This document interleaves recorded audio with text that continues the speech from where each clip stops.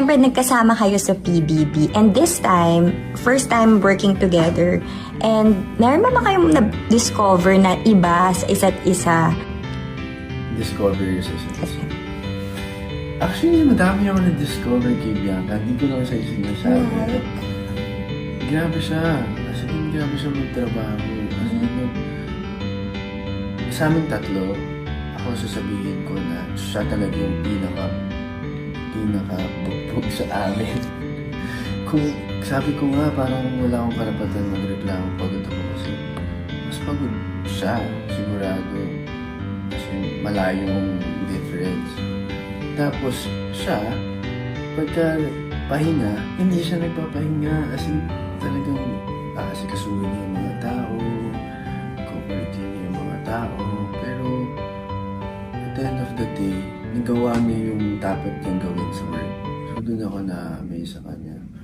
Galing niya i-balance. Hindi ko nga anong vitamins yung iniinom niya o ano.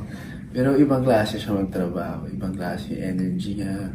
Pagdating sa set, talagang switch agad, trabaho.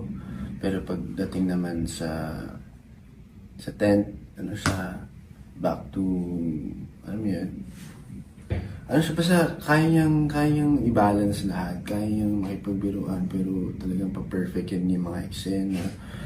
Magaling na artista. Nagulat din ako kasi nagulat din talaga ako. Minsan nadadala nga ako, natutulala lang ako sa kanya. Nakakalimutan ko yung lines ko. Oo. So, magaling. Layo pa birthday ko. Sorry.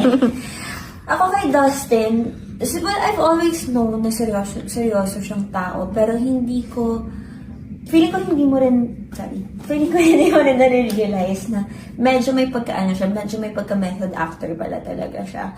May mga times sa set na parang, tatampo na ako, like feeling ko kasi galit siya sa akin, kasi parang, kasi ako, like sabi niya, kunwari, cut, minsan may time pa talaga. Important kasi sa akin yung parang, I get to spend time with, kunwari, sila direct, the writers, the crew, yung medyo nakakapag-ano pa ako, may time pa ako.